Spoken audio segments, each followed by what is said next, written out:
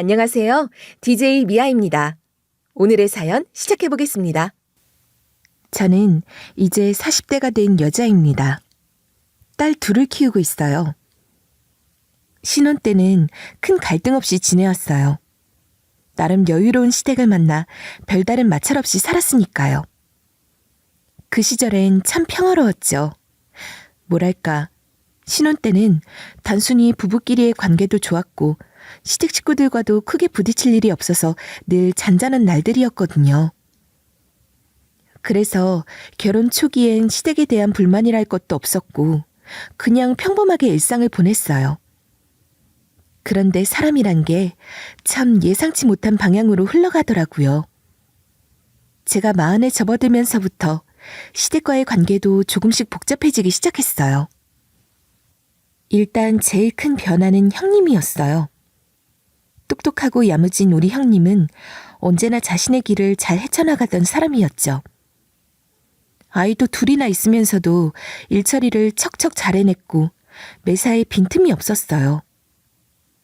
그리고 어느 날 아들 둘을 데리고 외국으로 날아가 버리더라고요. 그러면서 시댁의 상황이 급변했죠.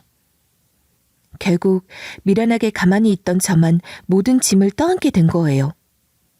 참 황당했어요. 예전에 나름 서로서로 역할을 나누어가며 지냈던 그 시절이 그리워지더군요. 시댁 이야기를 하다 보니 말인데 우리 시댁은 참 유별난 곳이었어요. 다른 집들과는 다르게 모든 경제권을 어머님이 꽉 틀어쥐고 계셨거든요. 아버님이랑 어머님 사이에서 이 문제로 논쟁이 벌어질 법도 한데 이상하게 그런 건 없었어요. 알고 보니 어머님이 본래부터 경제적인 측면에서는 굉장히 독립적이신 분이셨어요. 지방에서 아주 여유 있는 집안에서 태어나서 어릴 때부터 돈 걱정을 크게 안 하고 자라오셨다고 하더라고요. 그래서인지 경제권을 꼭 본인이 쥐고 있어야 마음이 놓이셨던 것 같아요. 한편으로 아버님은 이런 어머님과 결혼해서 똑같이 돈에 얽매이지 않고 살아오셨다고 하셨어요. 오히려 처가의 눈치 보면서 살기도 하셨다고 하시더군요. 아무튼 아버님보다는 어머님 쪽이 경제적으로 훨씬 우위였던 것 같아요. 이런 상황이다 보니 두 분의 관계에서 주도권은 늘 어머님에게 있었죠. 그러다가 제가 결혼한 지 얼마 되지 않아서 아버님의 몸 상태가 급격히 나빠지셨어요. 처음엔 그냥 감기인 줄 알았는데 시간이 지날수록 상태가 점점 안 좋아지더니 결국 병원 신세를 지게 되셨죠. 초반에는 집에서 간단히 병수발을 하기도 했는데 그때부터 여러 가지 일이 벌어지기 시작했어요. 그 시절에 겪은 이야기를 다 하자면 한도 끝도 없겠지만 제가 이 자리에서 꼭 전하고 싶은 건 어머님의 반응이에요. 그때 어머님은 본인의 아픈 남편을 봉양해야 할까봐 아주 치를 떠셨거든요. 어머님은 늘 이렇게 말씀하셨어요. 있잖아, 나는 말이다. 평생 네 아버님이 벌어다주는 돈을 써본 적이 없어. 맨날 우리 친정에서 막내딸 고생할까봐 묵직하게 돈을 챙겨주셨지. 내 남편 주머니에서 나온 돈을 안 썼다니까. 인간이 대체 직장에 가서 돈을 벌어오면 집에 갖다 줘야 할 거 아니냐. 그런데 주지도 않고 맨날 술이나 퍼마시고 다니고 그러면서 술집에나 실컷 기부하고 다닌 모양이야. 그렇게 술만 먹고 다니니 저렇게 장기가 다 상해버려서 아픈 거 아니냐고. 처음에는 어머님의 말을 들으면서 나름 이해가 되기도 했어요. 어머님도 그동안 고생이 많으셨겠구나 싶기도 했고요. 그래도 아픈 남편이 누워있는데 그렇게 쉴 새 없이 다그치고 짜증을 내시는 건 조금 아니지 않나 싶었어요. 그래도 그때는 며느리 입장이다 보니 어쩔 도리가 없더라고요. 아버님이 초반에 심장 쪽에 트러블이 생기셨을 때는 약물 조절과 음식 관리를 하면서 집에서 생활을 했어요. 그때도 어머님은 그런 걸 직접 챙기기 싫다고 대놓고 말씀하시더라고요. 오히려 저한테 며느리 노릇 좀 하라고 모든 걸 넘기셨어요. 저 양반 아프다고 맨날 죽네 사네 알아댄다. 아주 듣기 싫어 죽겠어. 나도 이제 며느리 봤으니까 그 덕 좀 봐야 하는 거 아니냐? 막말로 너가 들어올 때 뭐 제대로 혼수랍시고 갖고 온 게 뭐가 있니? 대를 잇는답시고 자식 낳아놓은 것도 딸 둘로 퉁치고 말이야. 이럴 때 네가 이 집 사람답게 도리 좀 해라, 응? 그렇게 대놓고 말씀하시는데 아주 속이 뒤집어지더라고요. 얄밉게 한마디 한마디 뱉으시는데 정말 참기 힘들었어요. 한 번은 너무 열이 받아서 남편한테 이런 사정을 말했어요. 그런데 남편은 좀 엉뚱한 방향으로 설명을 하더라고요. 맞아. 외할아버지가 사업하셔서 성공하신 게 있어가지고 엄마 되게 부유하게 살았대. 지금 엄마 아빠 집이랑 갖고 계신 건물이랑 다 외할아버지가 증여해 준 거야. 아빠네가 많이 기울긴 해. 그렇게 잘 살면 잘 사는 거지. 왜 어머니는 대놓고 저를 부려먹으려 들고 제 형님과 비교하면서 제게 할 일을 더 맡기려 하시는 걸까요? 형님이랑 저랑 엄청 큰 차이가 나게 결혼을 한 것도 아닌데요. 그런데 형님은 자식을 낳았는데 내리 둘 다 아들이었어요. 그게 어머니 눈에는 그렇게 자랑스러웠던 거죠. 며느리가 이쁘면 뒷모습도 이쁘고 안 이쁘면 뒷모습도 얄밉고 지어받고 싶다더라. 이게 꼭 다 네 말을 하는 건 아니다 너. 그냥 내가 좀 속상하다는 거야. 큰 며느리는 척척 아들들 잘만 낳아주는데 왜 너는 그걸 못하니? 일부러 그런 건 아니지? 꼭 이렇게 밉살스럽게 말씀하시면서 저를 화나게 하셨어요. 아무리 생각해도 이해가 안 됐지만 그냥 웃으며 넘길 수밖에 없었어요. 형님은 그럭저럭 이쪽 지역에 살고 있었는데 우리 아버님이 심장 상태가 나빠지고 집에서 병원으로 옮겨갈 무렵 갑자기 유학 이야기를 꺼내셨더라고요. 애들 생각하면 대한민국에 있으면 안 된다면서 아예 대놓고 저와 우리 아이들을 무시하는 말을 하셨어요. 저는 딸들 키우는 40대 주부이고 직장 생활을 관둔 지도 꽤 됐어요. 첫째가 말이 느려서 센터를 다니고 한편으로는 아버님 약이나 반찬거리를 챙겨드리면서 시댁을 오가느라 매일같이 바빴답니다. 그런데도 어머님은 그런 저의 노고에 대해 고맙다는 말은 전혀 없으셨어요. 오히려 형님네 아이들이랑 우리 집 아이들을 비교하면서 대놓고 무시하셨죠. 하여간 엄마 머리가 시원찮으니 어마네가 말이 늦지.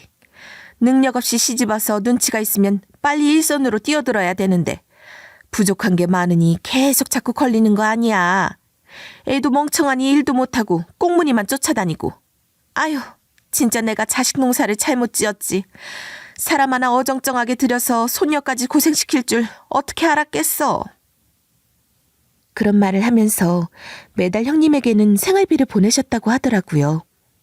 그것도 깜짝 놀랄 정도의 액수로요. 어머니는 제가 듣던지 말던지 아니면 일부러 제 귀에 들어가게 하려는 듯이 그런 얘기를 자주 하셨어요. 아버님이 집에 계실 때나 병원에 계실 때나 늘상 어머님은 본인의 팔자를 한탄하셨고요. 그러다 보니 저와 아버님은 어머니에게 대단한 찬밥 신세였죠. 아버님은 몸이 안 좋으니 당연히 어머니나 자식인 아들들에게 의지하고 싶어 하셨을 거예요. 하지만 형님은 아버님이 병원에 들어가고 곧장 자기 가족들을 데리고 유학길에 올랐고 어머님은 아무것도 도와주지 않으면서 사사건건 시비를 걸고 원망만 해대셨죠. 그런 상황에서 아버님은 마음둘 곳이 없으셨던 것 같아요. 처음에는 혼자 병원에 가신 적도 몇 번 있었고 인터넷으로 좋다는 약도 알아보시면서 어떻게든 해보려고 노력하셨는데요. 갈수록 몸은 점점 나빠지고 본인이 스스로 대처할 게 없다 보니 겁이 나셨는지 결국 저에게 연락을 해오시더라고요. 새아가야. 저기 시간 괜찮냐? 애 키우느라 욕본다. 내가 이번에 약을 좀 찾았는데 이게 인터넷으로만 살 수 있다더라. 새아가 네가 좀 도와줄 수 있니? 아버님이 이렇게 저한테 부탁하실 때 저는 그 모습이 너무도 짠하고 마음이 아팠어요. 아버님은 늘 자존심을 세우시는 분이었는데 그런 분이 저에게 뭔가를 부탁하신다는 건 얼마나 마음이 무거우셨을지 그게 참 빤하게 보였거든요. 연세도 있으신데 몸까지 점점 약해지시니까 제게라도 의지하고 싶으셨던 거겠죠. 그래서 저도 도와드려야겠다고 마음먹었고 그 후로는 아버님과 함께 병원도 자주 다니고 약도 챙겨드리면서 조금이라도 힘이 되어드리려고 했어요. 사실 저는 엄마 없는 가정에서 자라서 부모의 정을 느낀 시간이 많지 않았어요. 친정 아빠가 제 곁에 계시긴 했지만 일찍 돌아가셨거든요. 그래서 어릴 적부터 부모님과 함께 시간 보내고 다정하게 얘기 나누고 그런 추억이 별로 없었어요. 아빠가 제 곁에 계셨던 덕에 부모님의 사랑이 어떤 것인지는 조금이나마 알았지만 엄마의 존재는 늘 공허한 부분으로 남아있었죠. 그래서인지 아버님이 아파서 고생하시는 모습을 보면 저도 모르게 저희 친정 아빠가 떠오르곤 했어요. 혹시 우리 아빠도 살아계셨다면 저런 모습이었을까 하고요. 이런 생각들이 쌓이다 보니 자연스럽게 아버님께 마음을 더 쓰게 되었던 것 같아요. 게다가 아버님은 다른 사람들처럼 저를 무시하거나 차별하지 않으셨어요. 오히려 우리 집 아이들을 더 예뻐해 주셨죠. 물론 당연히 본인 아들의 아이들이니 애정을 가지시는 거겠지만 그래도 딸아이들 하나같이 삐죽거리고 정이 안 간다며 날카롭게 말하던 어머님보다는 훨씬 따뜻하게 대해주셨어요. 제 큰딸이 말이 늦어서 답답할 때도 아버님은 끈기 있게 옆에 앉아서 말을 가르쳐 주시고 손잡고 같이 따라해 주시던 그 모습이 얼마나 고마웠는지 몰라요. 그런 작은 배려들이 쌓이면서 아버님에 대한 정이 깊어졌던 것 같아요. 반면에 어머님은 정말 달랐어요. 어머님은 우리 신혼집인 작은 아파트도 사주시고 나름대로 신경 써주신 면이 없진 않지만 제가 경제적으로 많이 어려운 집에서 자랐던 걸 핑계로 엄청나게 절 무시하시곤 했어요. 평범하게 무시하는 게 아니라 진짜 대놓고 무시하시는 겁니다. 그러면서 아들 낳아서 똑똑하게 육아하는 형님과 저를 비교하면서 막말도 서슴지 않으셨죠. 그 와중에 제가 정말 화가 나는 건 어머니가 아버님께 함부로 대하는 것도 모자라 모든 일을 저에게 처리하라고 떠넘기셨다는 점이에요. 아버님이 심장만 안 좋으셨던 게 아니라 여러 가지 복합적인 기저질환이 있어서 점점 상태가 악화되셨을 때였어요. 병원에서도 예후가 좋지 않다고 했고 관리가 꼭 필요하다고 하니 신경 쓸 부분이 한두 가지가 아니었죠. 그런데 어머님은 그때 병원에서 이런저런 얘기를 듣고는 이렇게 말씀하셨어요. 정 안 되면 요양원에 보내버려야지. 나는 네 아버님 봉양할 생각 전혀 없거든. 8살 차이 나는 남편 만나서 이제껏 살았으면 살 만큼 잘 산 거야. 갈 사람은 가고 살 사람은 살아야지. 부잣집 딸이 없는 집 아들한테 시집와서 이만큼 살아남았으면 할 만큼 한 거야. 싫으면 며느리가 잘못이면 되는 거고. 암만 요즘 세상에 며느리 도리가 어딨냐지만 넌 다르지. 넌 결혼할 때부터 도리를 아예 안 하고 왔잖냐. 빈몸으로 왔으면 이제라도 제값을 해야지. 정말 그깟 작은 아파트 하나 사주시고는 왜 그렇게 생색을 내시는 건지. 다시 한번 제 안에서 분노가 치밀었어요. 게다가 이 말을 같이 들었던 남편은 저와 같이 서운하다고 느끼긴 했으나 막상 어머니 앞에서는 아무 말도 못하더라고요. 그냥 그저 고개만 끄덕이며 듣고 있을 뿐 제대로 된 대응은 전혀 하지 않았어요. 어머니를 생각하면 다 때려치우고 싶은 순간도 있었지만 그래도 아버님을 생각하면 그럴 수가 없었어요. 어머님은 어떤 상황에서도 자기만 생각하시고 아버님을 돌보는 건 전혀 관심이 없으셨으니까요. 우리 집과 시댁이 그리 멀지 않았기 때문에 저는 자주 시댁에 들렀어요. 반찬을 챙겨드리고 아버님이 입으실 옷을 빨래하고 이부자리도 갈아드리고 하면서 최대한 신경을 써드렸죠. 그럴 때마다 아버님은 정말 고맙다고 하셨지만 어머님은 아무렇지도 않게 그 정도는 당연하다는 식이셨어요. 그리고 형님이 가끔 미국에서 들어오셨는데 그때마다 본인 자랑을 그렇게 하셨어요. 우리 애들은 잘 살고 있다는 말로 시작해서 꼭 저와 우리 아이들을 은근히 무시하더군요. 우리 수정이, 수진이는 평생 여기서 살아야지 뭐. 다들 타고난 대로 살다 가는 게 제일 속 편한 거야.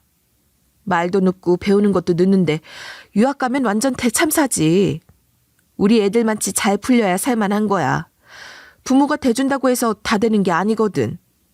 게다가 동선에는 뭐 마땅히 해외에서 버틸 자본도 없잖아. 안 그래?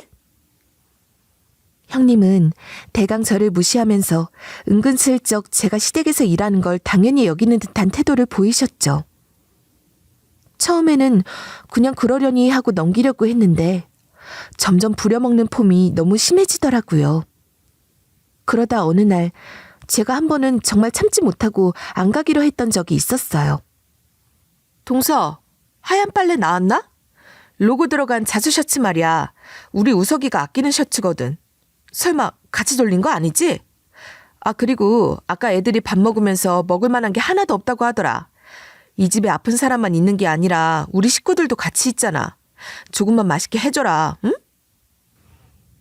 도대체 제가 무슨 집안일 하는 사람도 아니고 형님네 가족 밥상을 차려야 하는 처지인가 싶어서 정말 짜증이 났어요. 그래서 일부러 시댁에 가지 않았더니 형님은 마치 기다렸다는 듯이 비아냥거리더군요. 아이고, 우리 동서 화났나 보다. 화나서 안 온 거 맞지? 아무래도 내가 전날 너무 동서한테 시켜댔나 봐. 근데 우리 뭐 얼마나 있다 간다고 그렇게 예민하게 굴어. 왜 굳이 화내면서 발길도 끊고 집안 분위기를 무섭게 만들어. 동서 혼자만 좀 감내하면 되는 거를. 그러지 말고 그만 집에 와. 수정이, 수진이까지 다 데리고 갈비 먹으러 가자. 정말 듣기 싫은 소리였어요. 그래서 애들 핑계대고 끝내 가지 않았어요. 남편도 다 알고 있었지만 굳이 형님네와 부딪히지 말라고만 하더군요. 아주버님이랑 나이 차이가 꽤 나서 그런지 부당하다고 느껴도 뭐라 말을 못하는 성격이었어요. 얼마 뒤에 형님네 가족은 다시 미국으로 출국한다고 했고 저도 이제 잠시나마 마음의 짐을 덜 수 있겠다 싶었죠. 그런데 그날 아버님께서 몸이 다시 안 좋아지셔서 시댁에 갔더니 어머님이 전화를 하셨죠. 어디야? 네 아버님 또 몸 불편하다고 며느리 찾으시지 않냐? 왜 연락이 안 돼? 빨리 와라. 정말 필요한 순간에만 저를 찾는 이 상황이 너무 짜증이 났어요. 형님과 어머니가 해대는 막말들을 떠올리면 제가 시댁을 드나들 이유가 없다고 생각하지만 그들에게조차 대접 못 받고 계신 아버님 생각에 그럴 수가 없더라고요. 만약 어머니 말씀대로 여행을 떠나버리시면 아버님은 정말 굶으실 거니까요. 나름 저를 딸처럼 여기시고 우리 애들까지 특별히 예뻐해 주시는 아버님을 그렇게 홀로 두기엔 마음이 너무 무거웠어요. 이미 이때가 병원 통원 치료와 입원, 집에서 쉬는 것을 반복하면서 3년 8개월쯤 된 시점이었어요. 그 사이에 형님이 들어왔던 시기를 저는 정확하게 기억하고 있어요. 그때 있었던 일들이 너무 기가 막히고 어이없는 일들이 많았거든요. 사실 형님이 갑작스럽게 귀국하게 된 이유도 좋지 않은 소식 때문이었어요. 그 잘난 형님이 그렇게 자랑스러워하던 큰아들 우석이가 건강상 문제가 생겼다는 소식이었죠. 형님이 아들을 데리고 들어온 건 정말 예상 밖의 일이었어요. 평소 건강하다고 생각했는데 기침이 심해지고 몸이 많이 안 좋아져서 돌아온 거라 하더군요. 어머니는 그런 형님 가족을 두고도 아버님 생각보다는 손주 생각만 하고 계셨어요. 너도 알겠지만 네 형님 이번에는 들어와서 오래 있을 것 같아. 아니 그냥 장기로 있을 것 같기도 해. 우석이 치료하는 게 먼저잖아. 애가 그렇게 아프면 공부고 뭐고 다 뭔 소용이야. 사는 게 먼저지. 아무튼 너도 그렇게 알고 아버님도 요즘은 통원 치료로 하고 계시니까 네가 종종 와서 신경 좀 써라. 아, 왜 표정이 그래? 지금 우석이 아픈 게 중요하지. 네 일거리 좀 더 늘어나는 게 문제냐? 하여간 애가 머리 안 돌아가는 건 여전하네. 중요한 게 뭔지도 모르냐? 그 말을 듣는데 정말이지 너무 기가 막히고 어이가 없었어요. 아무리 형님 아들이 아프고 중요하다고 해도 제가 무슨 형님 집안일까지 책임져야 하는 것도 아닌데 이렇게 대놓고 부담을 주다니요. 이런 말을 듣고 있으려니 정말 기가 막히고 답답했어요. 맨날 이렇게 불려다니면서 뒤치다거리 할 거면 차라리 어느 집 시터로 일하는 게 낫겠다 싶었어요. 적어도 거기서는 시간과 노력에 대한 정당한 보수를 받을 수 있잖아요. 그런데 이건요? 구박에 비난에 일을 하면 할수록 더 늘어나기만 하는데 그 누구도 고맙다는 말 한마디 없고 참다 보면 정말 미칠 것 같더라고요. 형님네는 또 본인들 친정에 가 있는 건지 아니면 돈 여유 있으니 호텔 장기 투숙이라도 하는 건지 궁금하기도 했어요. 그런데 얼마 지나지 않아 저는 이 모든 상황의 진실을 알게 되었죠. 그날도 어머니가 저를 불러다 뭘 시키시더라고요. 하필 날씨는 또 얼마나 덥던지 짜증을 가득 안고 시댁으로 갔었죠. 아버님 드실 반찬거리라도 좀 챙겨드리려고 냉장고를 열다가 듣게 된 이야기가 있었어요. 어머니가 무심코 하시는 말씀에 귀가 쫑긋 서더라고요. 네? 형님네 집을요? 저도 모르게 튀어나온 말이었어요. 그게 어떤 이야기였냐면 어머니가 형님네가 지금 살고 있는 집에 대해 하시는 얘기였어요. 그래, 우석이가 저렇게 아프다는데 별 수 있냐? 대형 병원에서 치료받게 하려면 매번 드나들기도 힘들잖아. 처음에 차를 뽑아주고 다니게 하려고 했는데 아픈 애 데리고 차로 왔다 갔다 하는 것도 일이야. 그래서 그냥 거기 병원 코앞에 있는 아파트 뭐라더라? 아무튼 거기 연예인들도 살고 좋다며. 애 둘 키우고 공부하고 학군지 따져보면 거기만한 데가 없다잖냐. 그래서 내 등골 다 쏙 빼서 아파트 사준 거야. 그네 말로는 우석이 옛날 유치원 친구 엄마들도 어떻게든 그쪽으로 이사 오려고 난리라더라. 솔직히 미국에서 유학하다 들어와서 이제 살아야 되는데 그 정도 동네에서 살아야지. 솔직히 이 말만 들으면 정말 아무 문제 없는 이야기일 수도 있어요. 오히려 애정을 담아 챙기는 훈훈한 얘기로 들릴 수도 있겠죠. 그런데 왜 저는 그 말이 그렇게 신통나고 짜증이 났는지 모르겠어요. 저도 모르게 입 밖으로 이렇게 말해버렸죠. 어머니, 근데 형님 친정도 그 병원에서 멀지 않은데 그쪽에서 다니셔도 되지 않았을까요? 이건 제가 정말 최대한 자제해서 말한 거였어요. 그런데 한창 감정에 몰입해 좋은 엄마이자 좋은 할머니 역할을 자랑하고 싶으셨던 어머니의 심기를 건드렸나 봐요. 바로 쏘아붙이시더라고요. 얘는 외할머니가 능력돼서 아파트 사주겠다는데 그 집 외가랑 무슨 상관이야? 가만히 듣고 있으니 정말 제 자신이 너무 바보 천치처럼 느껴지더군요. 그럼 나는 뭐지? 나는 왜 이러고 있는 거지? 나도 시댁에서 오가며 심지어 내 자식도 아닌 시아버님 병수발을 몇 년이나 해왔는데 이게 무슨 바보짓인가 싶었어요. 아무리 제가 아버님과의 관계에서 마음에 빚이 있다지만 어머니의 대응을 보면 볼수록 너무 기가 막히고 숨이 막혔어요. 결국 그날 밤 잠도 이루지 못하고 극심한 스트레스를 받아가면서 큰맘 먹고 어머니께 따지기로 했어요. 그러나 어머니의 반응은 예상보다 훨씬 더 심했죠. 야, 막말로 네가 네 아버님 모셨지. 나랑 뭔 상관이야. 내가 갖고 있던 돈으로 우리 큰애 집 사준다는데 네가 뭔 상관이냐고. 억울하면 네 아버님한테 받든지 해. 그리고 며느리가 됐으면 당연히 할 도리가 있는 거야. 우리 아들 덕에 먹고 살면서 네 주제보다 더하게 횡재하면서 사는 주제에 그깟 병수발 했으면 본전인 거지. 어디서 뭘 더 쳐받아 가겠다고 노리고 있어? 별 미친 개소리를 다 듣겠네. 그날의 일은 여기서 끝나지 않았어요. 어머니는 그 이야기를 그대로 형님에게 전했는지 얼마 뒤 형님에게서도 전화가 걸려왔어요. 동서, 그렇게 곶갖고 싫었어?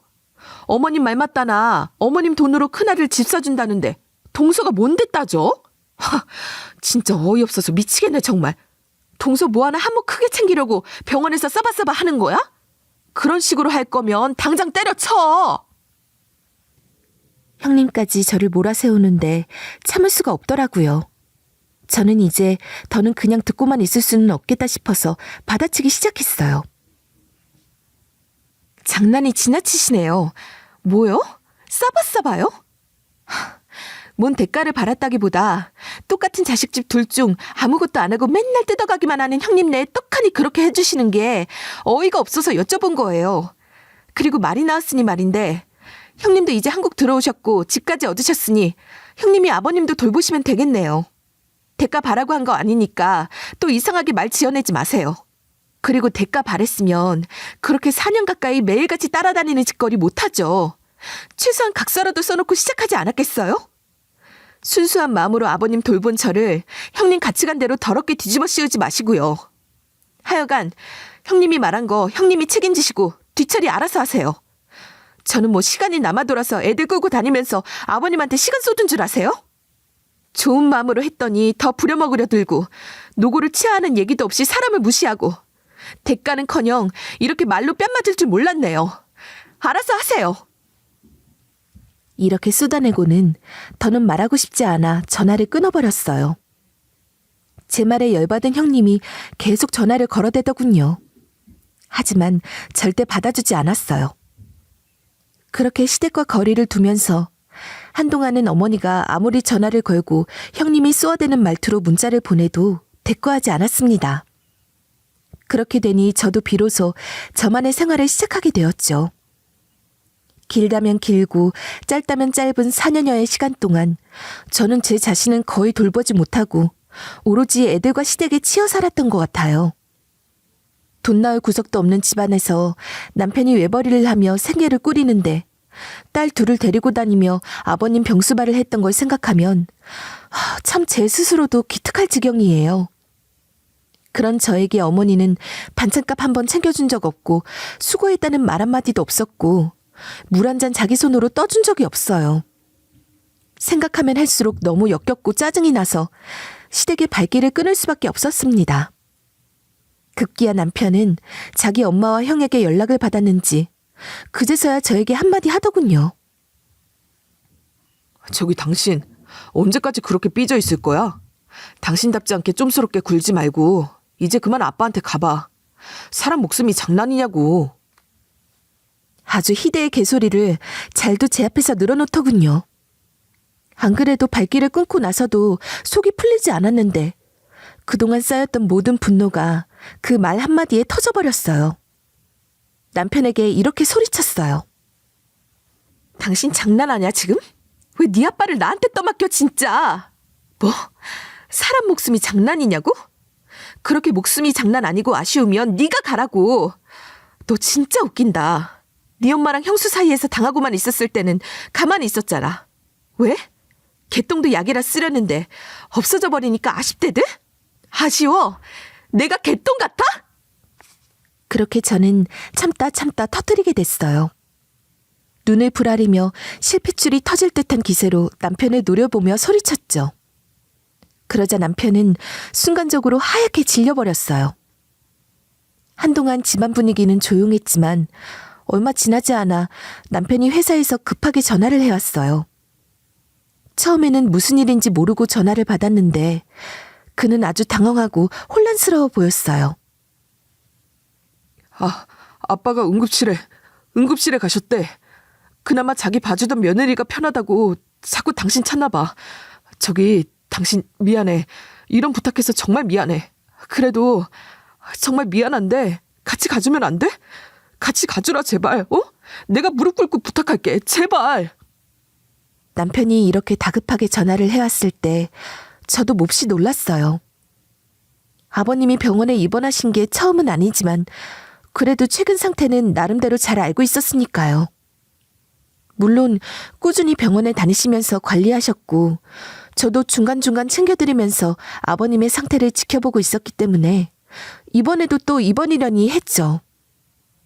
그런데 응급실에 실려가셨다는 이야기를 들으니 가슴이 철렁 내려앉더라고요.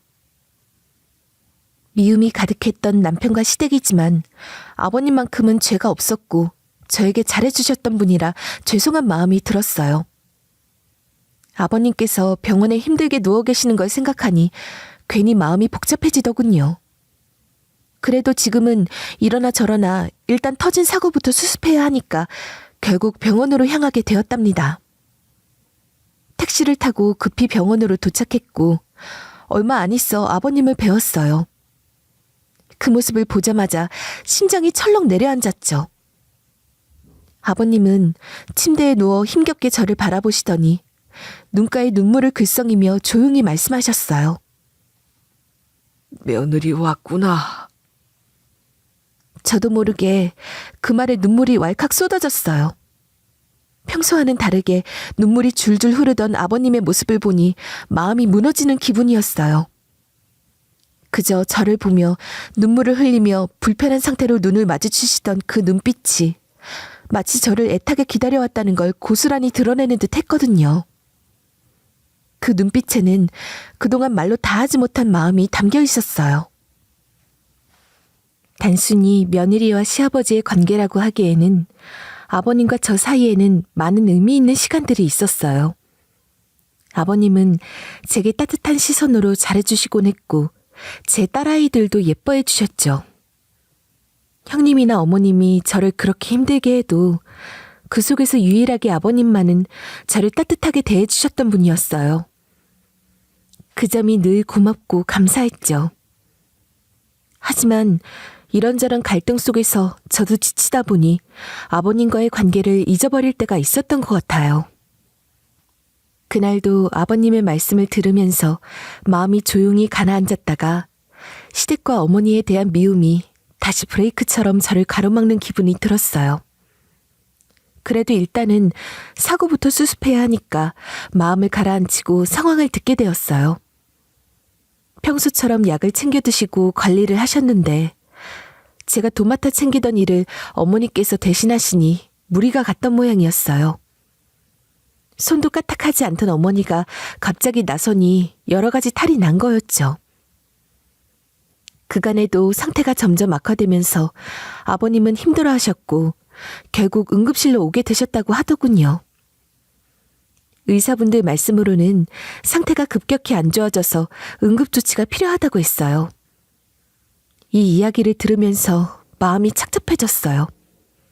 내가 자리를 비운 사이 아버님은 이렇게 고생하셨고 그 와중에 어머니는 상황을 제대로 수습하지도 못하고 아버님을 힘들게 했구나 싶어서 죄송한 마음과 원망스러운 마음이 뒤섞였죠. 결국 아버님은 다시 병원에 입원하게 되었고 자연스럽게 저도 모든 일을 다시 도맡아야 하는 상황이 되었어요. 어머니는 저 없으면 자기가 힘들어서 그런지 그나마 제게 뭐라 하진 않았지만 여전히 자기 말만 늘어놓으며 바라는 게 많더군요. 너가 이렇게 되기 전에 눈치껏 적당히 하고 빨리 왔어야지. 노인네 괜히 고생만 시키고 이게 뭐냐. 아휴, 됐어. 그런 거 다 따져봤자 의미도 없고 뭣도 없어. 그냥 다 그대로 묻어. 그만하고 아무튼 아버님이 저렇게 너 찾으시니까 네가 좀 잘해드려라. 네가 그때 설명도 안 하고 뭔 약인지도 알려주지도 않고 도망가 버려서 얼마나 고생을 했는지 몰라. 이번에 응급실 부르는 것도 네 형님한테 물어봐가지고 겨우겨우 이렇게 온 거야. 노인네 둘이서 얼마나 힘들었는지 아냐? 어머니의 말은 여전히 저를 짓누르는 듯 했어요. 마치 모든 게 제 탓이라는 듯한 뉘앙스였죠. 하지만 지금은 어쩔 수 없었어요. 아버님이 계시는 동안은 제가 신경 써야 하니까 마음속의 분노를 억누르며 참고 넘겼습니다. 그런데 시간이 지나면서 점점 아버님의 상태는 다행히도 호전되기 시작했고 의사들조차도 나름 놀라워하더라고요. 연세도 있으신데 위험한 상태로 왔던 아버님이 다시 좋아지는 걸 보니 의사분들 역시 긍정적인 이야기를 해주셨어요. 결국 꽤 긍정적인 진단을 받았고 아버님은 무사히 다시 집으로 돌아가실 수 있었어요. 이때 저는 정말 큰 한숨을 내쉬었죠. 그간의 긴장이 한꺼번에 풀리면서 그동안의 힘듦이 스르르 내려앉는 기분이었어요. 남편도 그쯤 되니 제 눈치를 보면서 약간은 고마워하는 듯한 표정이었지만 어색하게 웅얼거리기만 할 뿐이었죠. 이후로 저는 큰 소리 없이 어머니나 형님에게 대꾸는 잘 안 하고 그래도 아버님을 위해 시댁을 드나들게 되었어요. 그러던 어느 날 아버님이 진지하게 할 말이 있다고 하셨어요. 그간 의사들 말로는 상태가 많이 나아졌다고 하는데 나름 중요한 이야기가 있다고 하니 왠지 심상치 않다는 생각이 들었죠. 의사들 말로는 이전보다 훨씬 나아졌다고도 하고 나도 좀 살 것 같다. 내가 중요하게 할 얘기가 있는데 오늘 아범까지 다 오라고 해라. 아버님이 저렇게 강하게 말씀하시는 건 처음이라 저와 한자리에 마주치기 싫어하던 형님도 결국은 오게 되었어요. 형님은 퉁퉁 부은 얼굴로 여전히 제 눈치를 보는 남편까지 함께 한자리에 모였습니다. 아버님은 모두가 모인 자리에서 천천히 말씀을 꺼내셨어요. 이제 좀 사람 사는 것 같아서 할 얘기를 좀 하려고 해. 그간 아플 때 머릿속으로 얼마나 많이 생각했는지 몰라. 갖고 있는 거 어차피 죽을 때 못 갖고 가니 연명할 만큼만 갖고 나머지는 애들 주자고 생각했거든. 아버님이 갑작스럽게 유산 상속 이야기를 꺼내시니 어머니는 옆에서 웃기지도 않는다는 듯이 비웃으며 말씀하시더군요. 어머, 누가 보면 뭐 있는 줄 알겠네. 당신이 뭘 갖고 있는 게 있다고 이렇게 시끄럽게 사람들을 불러 모아요. 죽을 때 갖고 갈래도 불쌍해서 안 받아주겠구만. 그 말에 아버님은 대꾸도 하기 귀찮다는 얼굴로 손을 흔드시더니 뜻밖의 이야기를 꺼내셨어요. 그것도 저를 향해서요. 현금이 좀 있는데 이걸 여기 새아가한테 넘겨주려고 해. 이거 순전히 새아가가 예뻐서 주는 거니까 부부가 알아서 잘 갖고 먹고 살아라. 네 놈은 색시 잘 둔 줄 알아, 이 녀석아.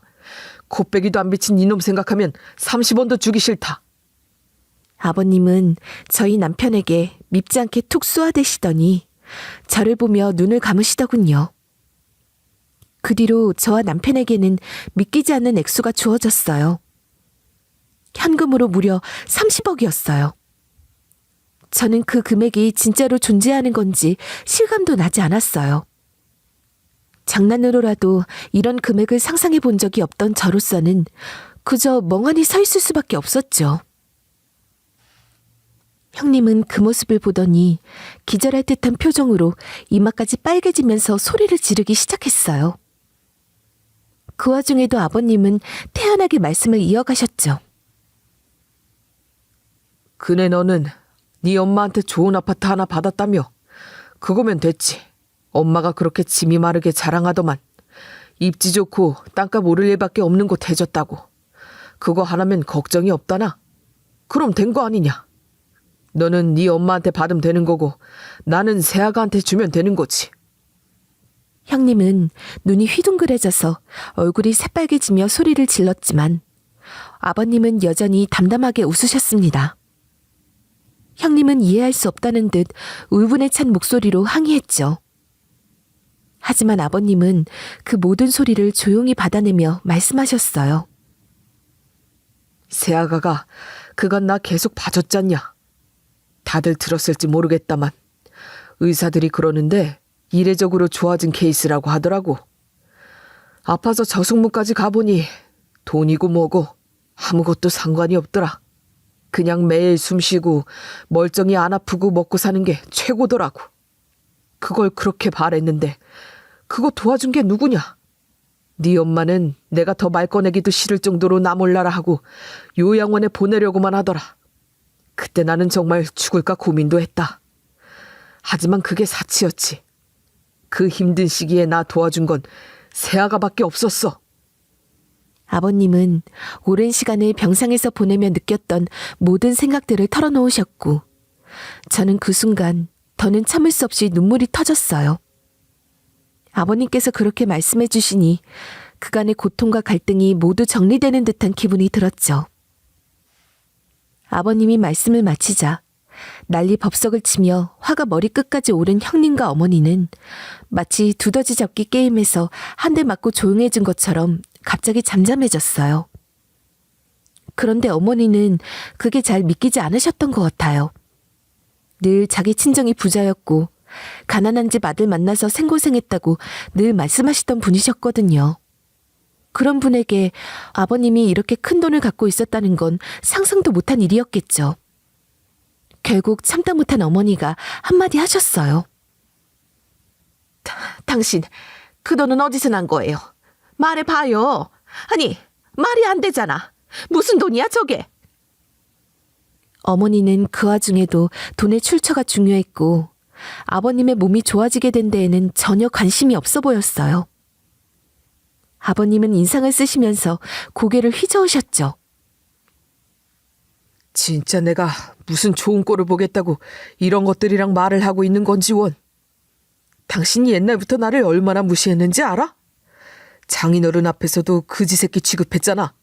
내가 월급 갖다 줬을 때도 당신이 이걸 돈이라고 갖고 왔냐고 면박 줬잖아. 그래서 몇 달 안 갖다 줬다고. 술 마신 것도 당신이 나를 무시하는 꼴이 꼴 보기 싫어서야. 내가 애들 교육비를 안 줬어? 뭐를 안 줬어? 당신이 원하는 만큼 많이 안 줬다고 성에 안 찬 거 아니야? 그걸 며느리 앞에서도 내가 10원 한 푼 안 준 남편처럼 깎아내리고. 진짜 아픈 것도 아픈 거지만 당신 그 말 때문에 듣다 괴로워서 미칠 뻔했어. 당신 때문에 진저리가 나서 돈 모은 거야. 땅도 사고 투자도 했어. 그거 당신이 알아서 뭐하게. 또 쥐꼬리 같은 푼돈이나 갖고 왔냐고 무시할 거잖아. 어? 그 말을 듣고 있으니 그동안 어머니 편에서 들었던 이야기들을 왜 그렇게 그대로 신뢰했던 건지 저도 참 이해가 안 가더라고요. 한쪽 말만 들어보고 아버님 입장은 전혀 몰랐던 거죠. 아버님이 아파 누워 계실 때 어머니는 늘 돈 없는 남편 만나 고생했다는 말을 반복하셨는데 그때마다 아버님이 인상을 찡그리던 이유를 깊게 생각하지 않았어요. 그냥 아프셔서 그렇거나 부인이 자기 험담하는 게 싫어서 그러신 거라 여겼죠. 하지만 어머니는 단순히 그런 말을 하신 게 아니라 아버님이 생활비를 주고 가장 역할을 하셨던 모든 것까지 다 깎아내리고 무시하셨던 거였어요. 그러니 그 말을 듣고 있는 아버님은 못 견디게 화가 나셨던 거고 그러면서도 어머니가 요양원에 보내내 만회하고 아픈 본인을 내팽개치고 밖으로 놀러 다니는 모습을 보면서 분노가 치밀었겠죠. 그리고 큰아들 집 사준 거 그거면 됐잖아. 당신 말대로 그 잘난 친정에서 받은 재산으로 장남 집 사줬으면 된 거 아니야? 내가 당신이 쓴 돈 가지고 뭐라 한 적 있나? 한심하게 자기 노후도 생각 안 하고 쓸개까지 다 뽑아서 분해도 안 차는 집 사줘놓고 급한 때 맏며느리 한번 못 부려먹고 눈치만 보는 당신이 나한테 뭐 할 말이 그렇게 많아? 내가 나 살겠다고 벌고 모은 돈 내가 알아서 필요한 데 썼어. 나를 알아주는 새아가한테 썼다고. 40년 같이 살면서 무시한 당신보다 몇 년 같이 있으면서 보살펴준 새아가한테 준 게 그렇게 잘못이야? 당신이 뭔데 나서? 아버님의 말을 듣고 있으니 정말 많은 것이 이해되더군요. 그동안 아버님이 그렇게 속에 응어리를 품고 계셨을 줄은 상상도 못했어요. 사실 아버님이 병상에 있을 때 저는 무조건 어머니 편에서 생각했었거든요. 그런데 아버님이 이렇게 속에 있는 말을 꺼내시니 그동안 어머니의 편견에 얼마나 깊이 빠져 있었는지 깨닫게 되었어요. 그런데 또 다른 의미로 아버님이 많이 좋아지셨다는 걸 실감하게 되었어요. 본래 자잘하게 말이 많으신 분이었는데 아프고 나서는 말수도 줄고 힘도 없어지셨거든요. 그런데 이제는 예전의 기력을 되찾으셔서 그런지 혈기 넘치는 목소리로 말하는 모습을 보니 묘한 기분이 들었어요. 아무튼 아버님은 더는 말하고 싶지 않다는 듯이 다들 집으로 돌아가라고 하셨습니다. 그렇게 우리는 집으로 돌아왔고 남편의 반응은 참 놀라웠어요. 이렇게 자기 엄마와 아버지 사이가 난장판이 되어도 본인은 손 하나 까딱하지 않은 채로 큰 덕을 본 게 인상적이었나 봐요. 저뿐만 아니라 형님과 어머니도 아버님에게 이만한 재산이 있을 거라 상상도 못했죠. 어머니는 그날 아버님께 혼쭐이 나고 난 후 조용해지셨지만 마음속으로는 여전히 혼란스러우셨던 것 같아요. 아버님에게 정말로 그렇게 많은 돈이 있을 줄 몰랐으니 남은 돈의 여부가 궁금하셨겠죠. 그러나 아버님은 몸이 좋아지신 이후 집에 거의 계시지 않고 외출을 자주 하시는 분위기였어요. 어머니는 전보다 대화도 거의 없고 스트레스와 우울함에 빠진 듯한 모습이었죠. 그래서인지 매일 형님네 집으로 나가시더군요.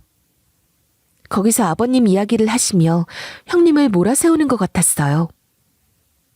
그리고 어느 날 어머니가 또 전화로 저에게 막말을 하기 시작했어요. 아버님께서 제게 주신 돈을 돌려놓으라는 등 저에게 별의별 이야기를 다 하셨죠. 한참을 듣다가 저는 결국 이렇게 대답했어요. 어머니, 자꾸 저한테 그러지 마시고 정말로 싫으시면 법적으로 알아보세요. 아니면 아버님께 직접 말씀하시면 되잖아요. 어머님이 저한테 주신 게 아니잖아요. 생색을 내셔도 아버님이 내셔야지. 어머님이 이런 연락을 하시는 게 좀 이상하다 생각하는데요. 다음부터는 잘 생각해보고 연락하세요. 아니면 아버님과 이야기해 보시던지요.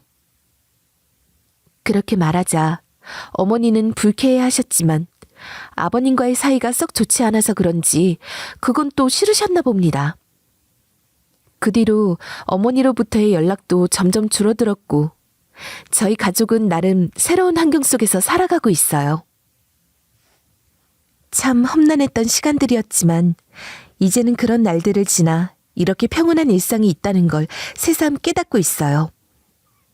지금은 아버님이 좋아지셔서 저희와도 더 자주 교류하시고 이전보다는 확실히 나아진 모습이에요. 이렇게 살아가는 요즘 문득 참 이런 날도 있구나 하며 안도할 때가 많아요. 제 이야기를 들어주셔서 감사합니다. 다들 하시는 일 잘 되시길 바랍니다.